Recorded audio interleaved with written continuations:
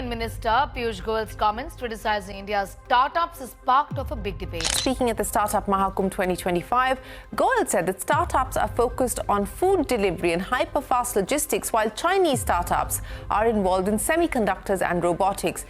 India's startup scene, it's electric. Billions pouring in. New unicorns galloping onto the world stage. We look unstoppable. But hold that thought. While India's innovators are building, the global playground is getting rough. There's serious talk of a new tariff war from the US, shaking up trade with China and rattling markets worldwide. Global economic jitters are real. And right in the middle of this global uncertainty comes a twist from within India. Piyush Goyal, Minister of Industry and Supply of India, just asked out loud, are our startups focusing too much on convenience, like fancy food delivery, while rivals like China build the core tech for the future, like AI and chips? Are we just aiming to be delivery boys? It's a tough question sparking fierce debate. Is India's incredible startup growth built on shaky ground, vulnerable to these global shocks? Or does this internal reality check, combined with external pressures, signal a necessary pivot towards a more resilient, self-reliant future? Let's break down the boom, the backlash, and the big picture for Indian startups in these turbulent times. Segment 1, the Indian startup ecosystem, a 2024 snapshot. All right, folks. First things first, let's talk numbers. And believe me, the scale of India's startup scene is simply massive. But forget just thousands, India now boasts more than 1.57 lakh officially recognized startups as of early 2025. That's a mind-blowing leap from just around 500 back in 2016, firmly cementing India's place as the world's third largest startup ecosystem. 2024 showed strong signs of recovery and growth after a funding slowdown. Startups pulled in somewhere between $11.3 billion and $14.4 billion, a clear increase from 2023. We saw more funding deals getting signed, a record number of tech companies hitting the stock market, raising over 29,000 crore rupees through IPOs year, and welcomed 6 new unicorns last year alone, taking the second spot globally for unicorn creation in 2024. Investor confidence is clearly up too, with over $8.7 billion committed to new startup funds. Crucially, money flowed across the board. Early stage funding got a healthy 31% boost, and seed stage funding grew significantly, vital signs for future innovation, even as bigger growth and late stage deals took the largest slice of the pie. Big players like Peak XV Partners, Bloom Ventures, Excel, and Venture Catalysts remained highly active. The billion-dollar club welcomed members from diverse fields, fintech like Moneyview and Perfuse, EV players like Ether Energy and Log9 Materials, logistics tech like Porter, bike taxis with Rapido, groundbreaking AI from Crutru, India's first AI unicorn, SaaS giants like Ratigan, and deep tech pioneers like Netrodyne, which kicked off 2025's unicorn list. And the pipeline is packed. There's a whole batch of Sonicons, startups tipped to hit that billion-dollar mark soon, across fintech, e-commerce, SaaS, and other hot sectors. This massive growth isn't just about valuations, it's creating real impact. These startups have generated over 1.7 million direct jobs across the country as of late 2024. Think IT services leading with over 2 lakh jobs, followed closely by healthcare and professional services. What's also inspiring is the rise of women entrepreneurs. Nearly 76,000 recognized startups now have at least one woman director. And this boom isn't confined to the big metros like Bengaluru or Delhi. Tier 2 cities like Pune and Tier 3 cities are increasingly becoming vibrant hubs of innovation, spreading the entrepreneurial spirit nationwide. Segment 2, sector focus and government support. Where's the action happening? Fintech, enterprise tech, and consumer services received major funding. Retail tech and health tech outperformed their 5-year averages. Climate tech saw the biggest jump in investment size, followed by health tech and deep tech. Crucially, there's a growing focus on AI, semiconductors, sustainable performance, and profitability. We're also seeing more women entrepreneurs and founders emerging from Tier 2 and 3 cities, making the ecosystem more inclusive. The government continues to play a key role through initiatives like Startup India, the Seed Fund Scheme, Fund of Funds, and Credit Guarantee Scheme, which have demonstrably helped mobilize capital, guarantee loans, and support early-stage ventures.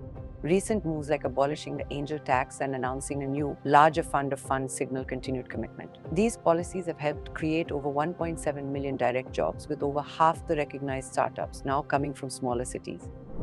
Segment 3, the Goyal Controversy, a reality check. But amidst this growth, a storm brewed at the Startup Mahakumbh event in 2025. Union Minister Piyush Goyal delivered what he called a reality check, sparking intense debate.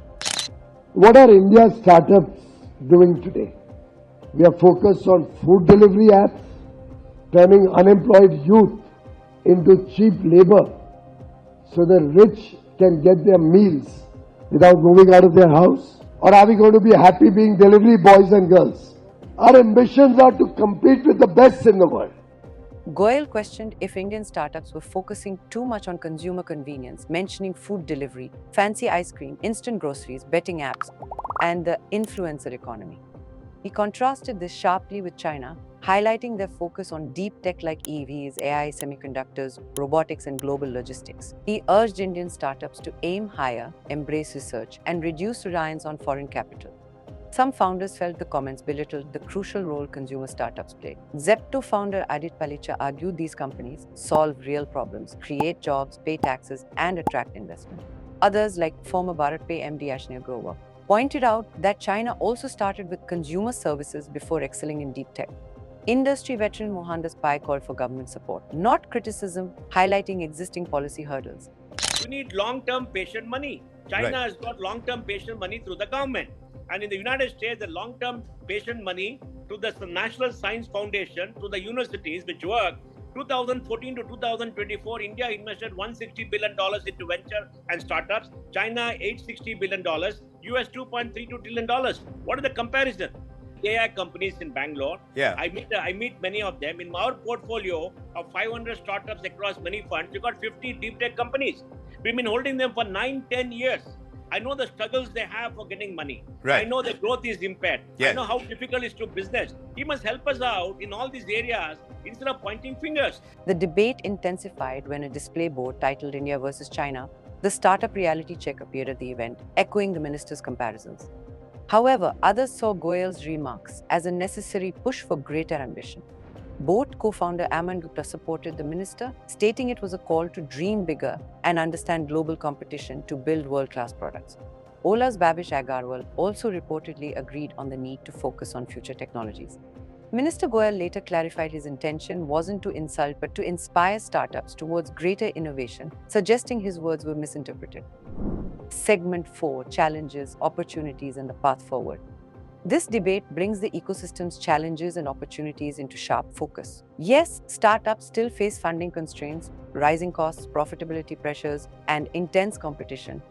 The decline in mergers and acquisitions activity and the longer time frames to reach unicorn status point towards a maturing, perhaps more cautious market. Yet, huge opportunities remain. Emerging tech like AI and deep tech are attracting interest. Untapped markets in smaller cities, India's digital public infrastructure, and global demand for affordable tech solutions offer vast potential. The government's continued support and a growing focus on sustainability provide a strong foundation. Conclusion. So why the concern from the government? It's less about a lack of faith and more about a push towards a specific type of innovation, one focused on deep technology, long-term value creation, and global competitiveness, mirroring perceived strides made by China. The Indian startup story is one of incredible growth and resilience. The current debate highlights a critical juncture. How does India balance building essential consumer services that create jobs and solve immediate needs with fostering the high-risk, high-reward deep tech ventures needed to secure its future as a global innovation leader? It's a complex question with no easy answers. What do you think? Is the focus on consumer apps holding India back, or is it a necessary phase? Let us know your thoughts in the comments below.